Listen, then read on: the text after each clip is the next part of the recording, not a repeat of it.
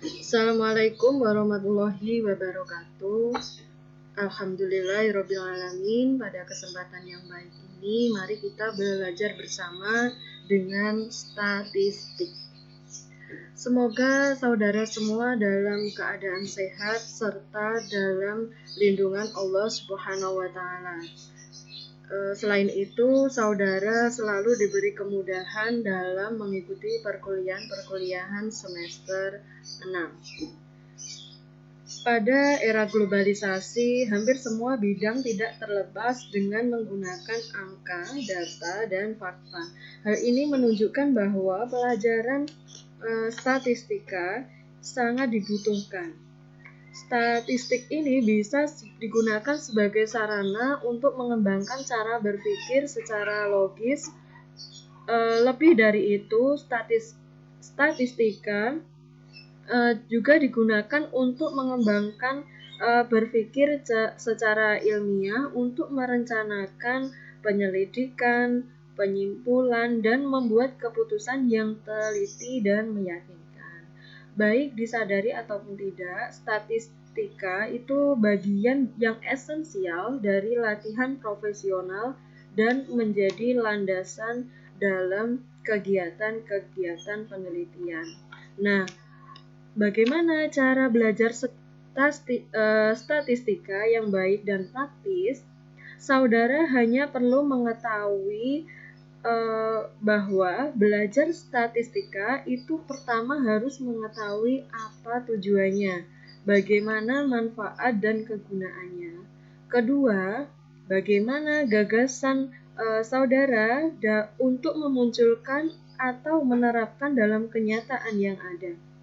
Ketiga, usaha yang harus saudara lakukan dalam melaksanakan itu dapat mewujudkan gagasan atau ide-ide yang ada dalam pikirannya. Keempat, setelah terkoordinasi antara gagasan dan usaha tersebut, kemudian langkah yang harus dilakukan ialah dengan cara cipta karsa untuk menimbang dan memilah gagasan atau ide-ide dan usahanya tersebut diciptakan dalam karya nyata. Kelima, gagasan, usaha, dan rasa cipta karsa tidak akan terwujud dengan sukses apabila tidak didukung dengan modal berupa uang untuk mengejawantahkan kesemuanya. Kalau keseluruhan itu sudah terbentuk dan terpenuhi dengan jelas, maka belajar statistika itu bisa dilakukan dengan sangat mudah. Baiklah, pada kesempatan ini saya akan melanjutkan. Ini masih berteman dengan UJT.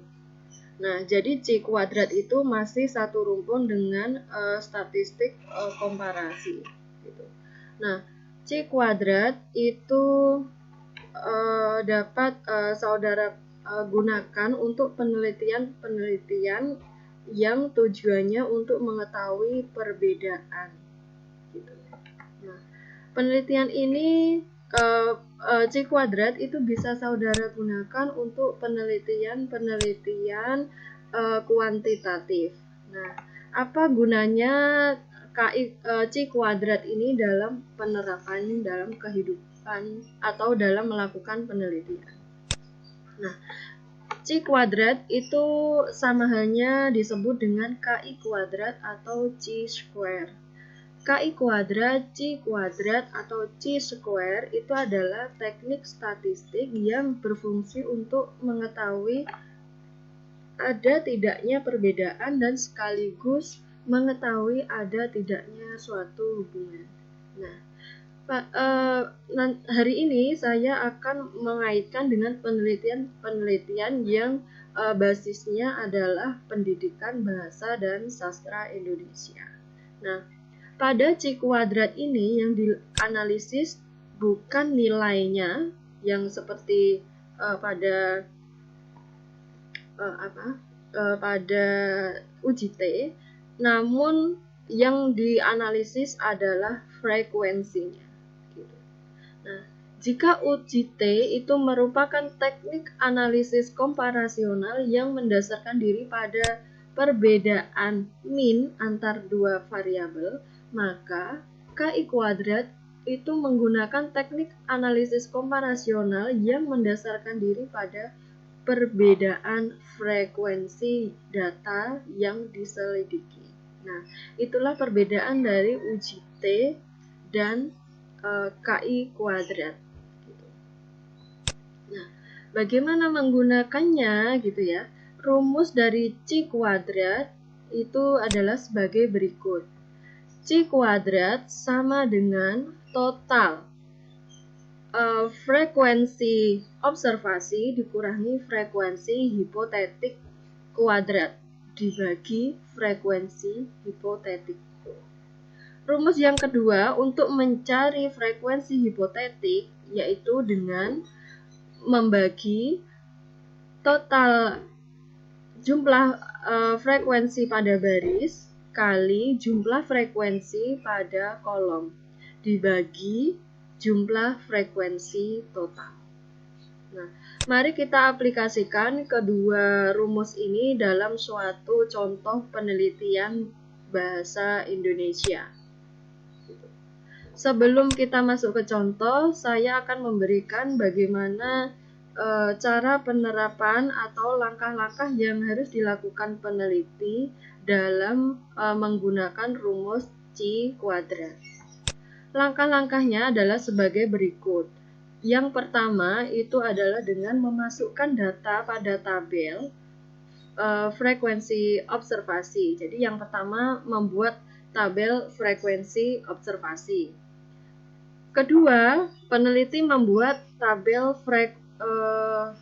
kemudian yang kedua adalah peneliti menghitung melalui tabel juga frekuensi hipotetiknya gitu. Jadi lebih enak itu menggunakan tabel, dimasukkan dalam tabel-tabel. Yang ketiga itu bisa memasukkan hasil perhitungan frekuensi hipotetik ke dalam tabel persiapan. Gitu.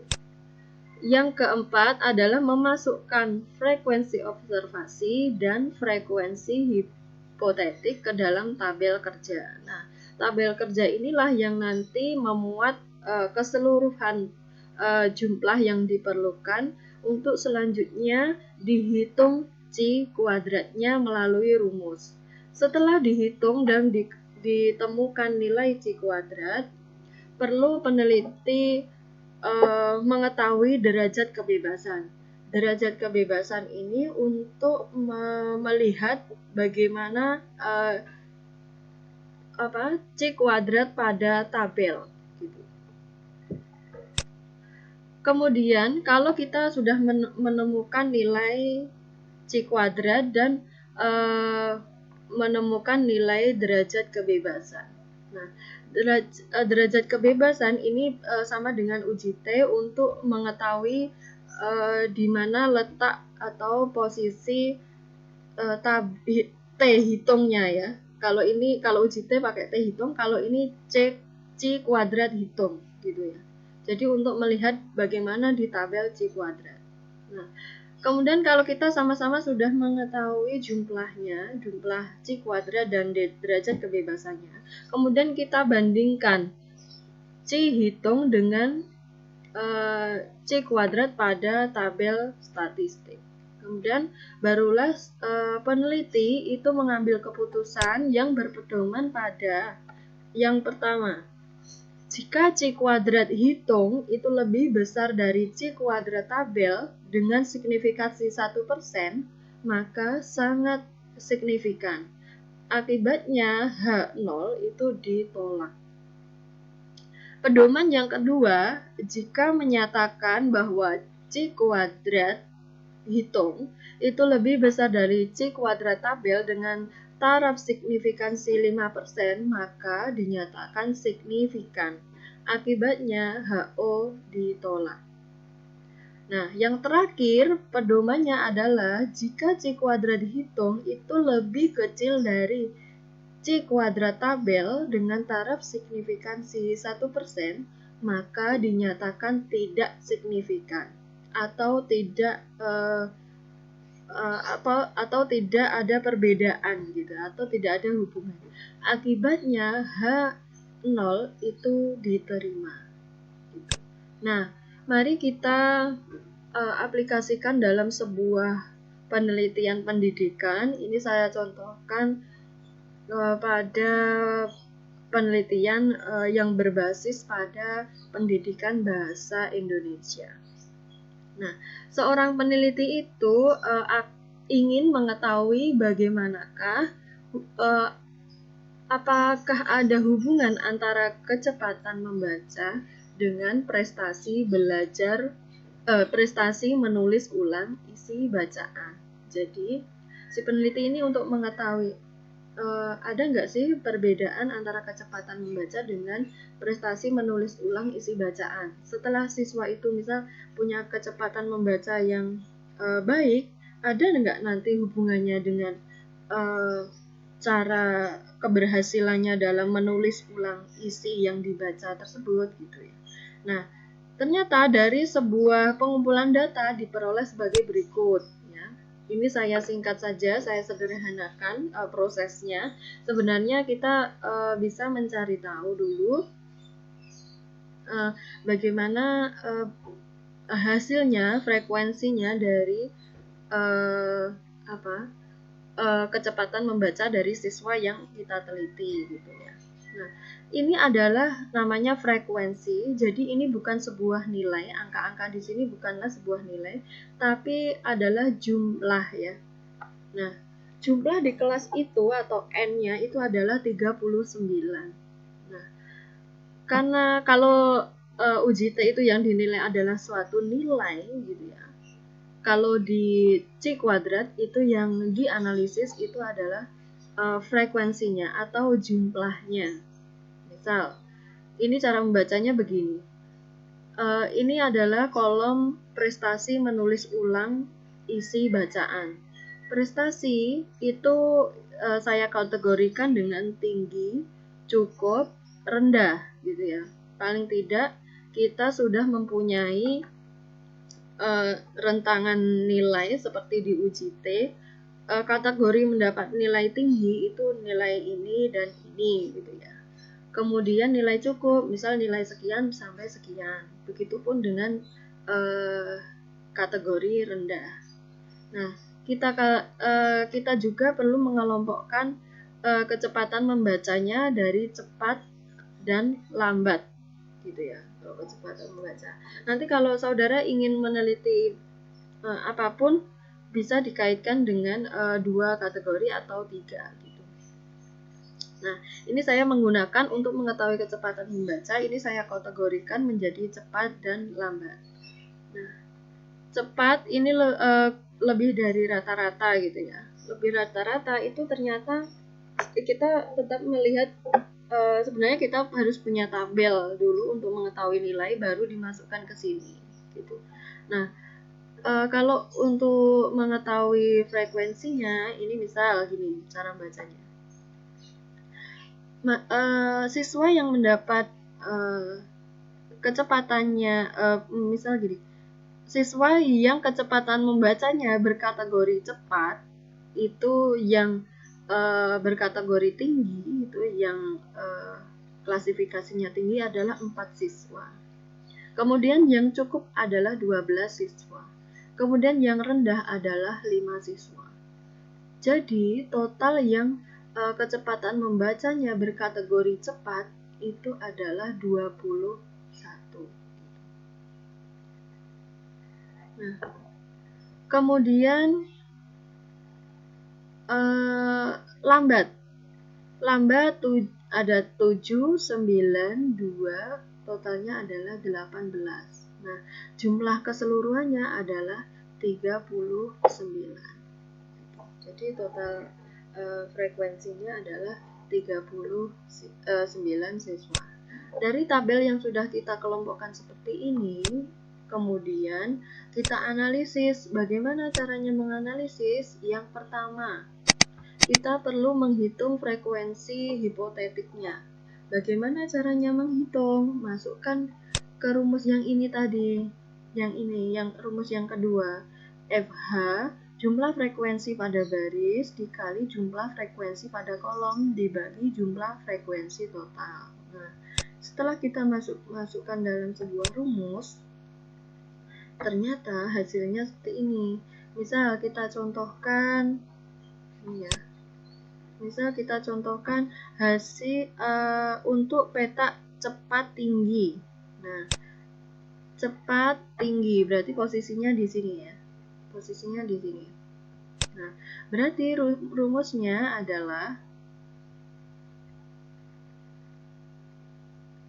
jumlah frekuensi kolom itu adalah 21 dikali 11 kemudian dibagi N atau totalnya 39. Hasilnya adalah 5,92. Kemudian satu persatu dimasukkan dalam rumus ini, cepat, tinggi, cepat, cukup, cepat, rendah, kemudian ringan, yang tinggi, ringan, yang cukup, ringan, yang rendah. Nah, kemudian diperolehlah seperti ini. Hasil perhitungan frekuensi hipotetik ini dimasukkan dalam tabel persiapan atau kita sebut dengan tabel frekuensi hipotetik. Gitu. Nah, bagaimana kita menghitung frekuensi hipotetiknya? Kita tinggal masukkan karena tadi kita di atas ini sudah menghitung masing-masing petanya, masing-masing hasil kecepatan membacanya gitu ya. Kita masukkan sesuai dengan tabel-tabelnya, baru kita jumlah dari masing-masing ini ke bawah, kita jumlah, kemudian cukup kita jumlah totalnya adalah 20, rendah itu 7, kemudian jumlah totalnya adalah 38,99 gitu. Nah, setelah FO dan FH itu sudah selesai kita kita susun gitu ya. Ini tabel FO, ini tabel hipotetik, maaf ini maksudnya FH. Kemudian kita memasukkan dalam sebuah tabel kerja. Nah, tabel kerja inilah yang akan kita gunakan sebagai analisis C kuadrat. Nah, kita mencari nilai C kuadrat antara kecepatan membaca dengan prestasi menulis ulang isi bacaan. Nah, gini ya, kecepatan membacanya cepat, lambat gitu ya. Kemudian cepat, lambat, kemudian tinggi, prestasi menulis ininya tinggi, cukup, rendah, kemudian kita masukkan seperti yang di atas tadi. Kita masukkan ke sini hasilnya FO, FH, masukkan saja ini T, C, R, tinggi, cukup, rendah, tinggi, cukup, rendah. FO-nya kita total, frekuensinya, observasi adalah 39. FH-nya, hasil dari perhitungan tabel sebelumnya, itu adalah 38,99. Kemudian FO dan FH ini perlu dikurangi gitu ya. FO dikurangi FH, hasilnya ini. FO dikurangi FH hasilnya min 1,92. Silakan nanti dihitung satu persatu dari ini, kemudian hasilnya silakan ditotal. Nah, kemudian hasil dari FO dikurangi FH ini dikuadratkan. Min 1,92 itu dikuadratkan menjadi 3,84. Kedua, 0,70 dikuadratkan menjadi 0,49. Dan seterusnya, kemudian rumus kolom selanjutnya itu memuat FO kurangi FH kuadrat dibagi FH. Itu hasilnya seperti ini. Total adalah diketahui C kuadratnya 2,31. C kuadrat 2,31. Nah, Sekarang kita kalau sudah mendapatkan nilai C kuadrat, selanjutnya kita melihat tabel yang diperlukan. Nah, untuk melihat tabel kita perlu melihat derajat kebebasan. Derajat kebebasan itu kita bisa menggunakan rumus DB, B kurangi 1, K kurangi 1. Artinya jumlah barisnya dikurangi 1, jumlah kolomnya dikurangi 1. Barisnya ada berapa? 2. Kemudian kolomnya ada 3. Sama dengan 1 dikali 2 sama dengan 2. Kemudian kita cari tahu dulu di tabel derajat kebebasan 2 itu di tabel itu berapa jumlahnya gitu ya. Kita lihat di tabel frekuensi. Di tabel frekuensi yang 1% itu untuk derajat kebebasan 2 itu adalah 1% itu 9,210 gitu ya. Untuk 5% itu adalah 5991. Tekniknya sama dengan mencari uji T ya. Jadi kita mencari derajat frekuensinya adalah 2, kemudian ditarik ke kanan, dicari signifikansinya berapa persen. Kalau 5% berarti di sini, kalau 1% letaknya di sini. Kemudian kita tarik ke bawah, hasilnya ini. Nah, kita cocokkan dengan T hitungnya, dengan hasil C kuadratnya. Kita tulis kalau kita sudah melihat T tabel ya, kita tulis hasilnya. Kemudian kita ajukan hipotesis. Jika C kuadrat hitung itu adalah 2,31, sedangkan C kuadrat tabel 5% itu adalah 5,991, 1%-nya adalah 9,20. Nah, dengan demikian nilai dari T hitung 2,1 ini dinyatakan lebih kecil ya dari T tabel bukan C kuadrat tabelnya gitu ya. Jadi C kuadrat nilai hitung itu lebih kecil dari C kuadrat tabel pada taraf signifikansi 5% ataupun 1%. Maka dinyatakan bahwa penelitian ini tidak signifikan. Akibatnya H0 itu diterima. Kesimpulannya berarti tidak ada hubungan antara kecepatan membaca dengan prestasi menulis ulang isi bacaan di SMK. Kedua, itu tidak ada perbedaan prestasi menulis ulang isi bacaan antara kecepatan membaca yang lambat siswa SMK. Nah, dari hasil-hasil ini yang kita temukan dari C kuadrat dan C tabel, itu paling tidak kita sudah mengetahui bagaimana hubungan atau perbedaan antara kecepatan membaca dengan prestasi menulis ulang isi bacaan. Nah, selanjutnya saudara adalah perlu mengerjakan tugas-tugas gitu ya. Ini silakan nanti diletakkan di bawah uji T ya. Jadi soalnya baru lagi saya anggap yang uji T kemarin sudah selesai gitu ya. Tugasnya adalah begini. Ini sudah saya siapkan tabel observasinya. Nanti silakan saudara menata ulang. Tugas ini bisa saudara pahami. Ini adalah sebuah penelitian bahasa Indonesia, khususnya untuk mengetahui perbedaan mahasiswa jurusan bahasa Indonesia, bahasa Inggris, dan bahasa Arab, sehingga diketahui tabel yang memiliki sikap bagaimana gitu ya. Misal mahasiswa jurusan bahasa Indonesia sikapnya sangat baik, itu adalah ada 20 siswa, kemudian yang baik itu ada 10, yang biasa aja ada 6 gitu. Nah, nanti masukkan seperti ini adalah tabel observasinya, bisa nanti langsung dimasukkan dalam tabel hipotetik, kemudian tabel C kuadrat. Nah, Ini saya lampirkan juga tabel C kuadrat. Silakan nanti dilihat. Kemudian saya akan berikan link Google Drive untuk mengunduh tabel C kuadrat ini. Sekian, terima kasih. Assalamualaikum warahmatullahi wabarakatuh.